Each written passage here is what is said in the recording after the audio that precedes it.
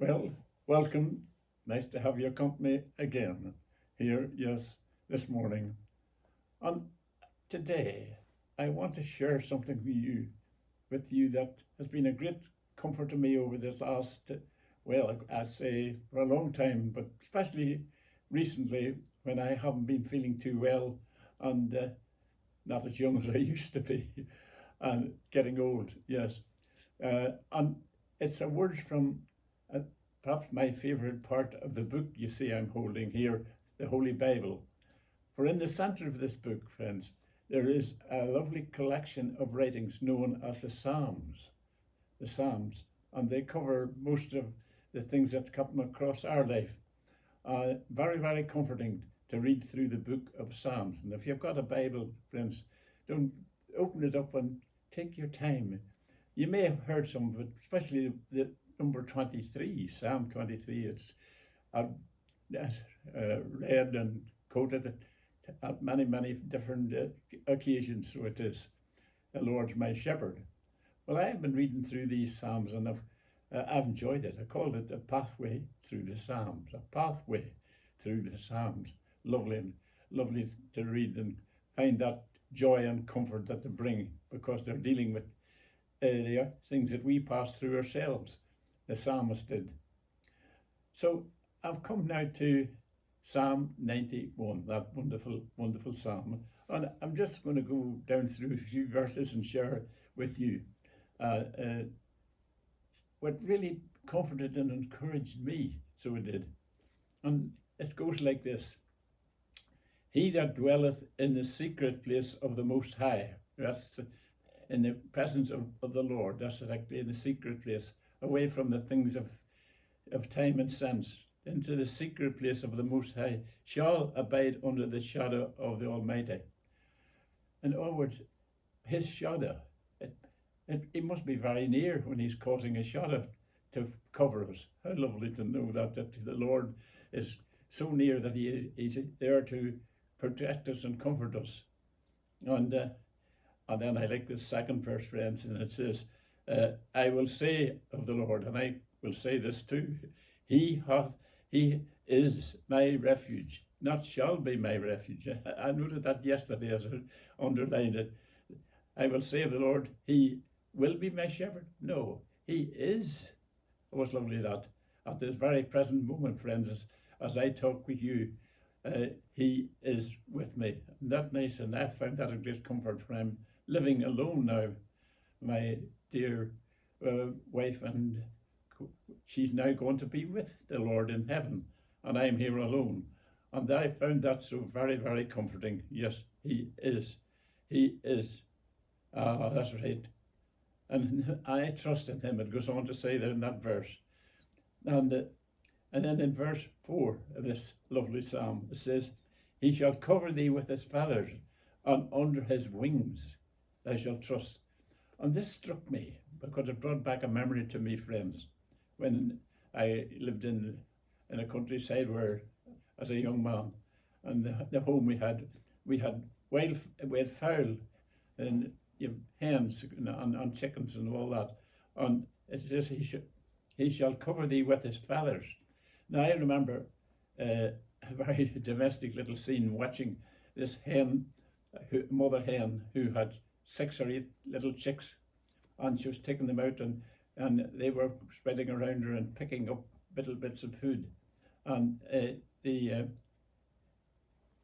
she would do a certain call, gentle call, and the chicks would come around back towards her and get under the breast feathers, the nice comforting feathers, the warmth of her breast, and she'd spread out her breast feathers, and the chicks would, and all you would see maybe a little head peeping out from under the breast feathers.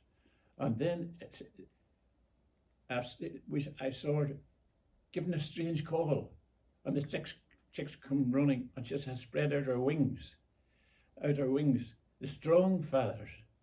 So there's a lovely thought that struck me here. The breast feathers for comfort and gentleness and all that. But then when there was danger, she spread out the strong feathers out of her wings that protected, and they got under the wings, and the chicks were safe. And that is so lovely to illustration, isn't it? When you think that he comforts and protects. That's the way it struck me. He comforts and protects. He shall cover thee with his feathers, and under his wings thou shalt trust. Oh, isn't that lovely? And then we move down to, there's a lot of lovely thoughts here.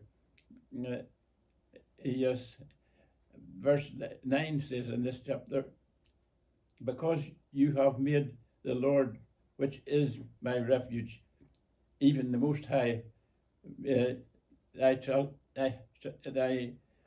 habitation, a place to take refuge and to dwell in, habitation. I think that's lovely in that word. And at this lovely verse now that I'm about to read, verse 11, for he shall give his angels charge over you, to keep you in all your ways. The ministry of angels, friends. And it's like to say that angels are not, in our mind, some wonderful beings up in heaven with wings on them and all that sort of thing. Angels can be found here on earth. And I want to tell you a little domestic scene and touched me and on my dear wife when she was attending the hospital and she was very ill, and she got out of the vehicle that she was in to try and get over into the part of the hospital that she needed to get to, but she could hardly walk. And suddenly, in her pain and suffering, and she was struggling terribly, someone appeared, a well-dressed gentleman, and not one of the staff, and he came across us going to his car, and he stopped, and he looked at, he says, can I help you? And he came over and he got beside her and he got a wheelchair and got her into that, and took her into the part of the hospital she was to go. And when she looked, he'd gone. He had gone on wherever he was going. And every time she had to go to the hospital afterwards, she'd always say, this is where my angel appears. An angel. Angels can be all around us. And it's wonderful to know the ministry of angels. And that has been a great comfort to her and to me. And now in my old age, to know that I'm being cared for by angels here on earth. Lovely. I have dear ones coming in here daily to see that I'm cared for. Of course, at my age now, at almost 103, I need special care. But God sends these angels in, and they come along here. Yes. Oh, yes. Verse 11, he shall give his angels charge over you. Angels are responsible for taking care of us. How nice. Oh, yes. And then we come to the last verses here. And it changes here. If you're reading this psalm, you'll notice that the earlier part of the psalm, it's the psalmist talking. But then here, from verse 14 to verse 16, it says, because he, that's you and I or whoever, this is the Lord speaking, because he hath set his love upon me, therefore I will deliver him. There's a promise from the Lord. I will. If you trust him, he will. He says, I will deliver you. I will set him on high because he hath known my name. And verse 15, he shall call upon me and I will answer him. Isn't that lovely? To call upon the Lord in times of need, in times of suffering, to call upon the Lord. And he says, I will answer. And he does. And if I may add, I've proved that, friends, over my long life that he will answer and he will deliver and honor him. And that's what the Lord says. Yes, because he has set his love on me. Therefore, I like that. Will I deliver him? I will set him on high because he hath known my name. He shall call upon me and I shall answer him. This is the Lord speaking. And I will be with him in trouble. And then towards the end of that verse 15, it says, I will deliver him and honor him. And with long life will I satisfy him and show him my salvation. And I can smile and add that coming now to 103 years old. My long life, as I look back over the last 12, oh yes, over 100 years almost, I can remember how he has cared for me and through illness and been sick and ill in hospital and near to death many times. He has brought me and kept me, and he has been with me. I thought I'd share this psalm, friend. There's so much in it, and if you've got a Bible, take it and look at the many promises in it.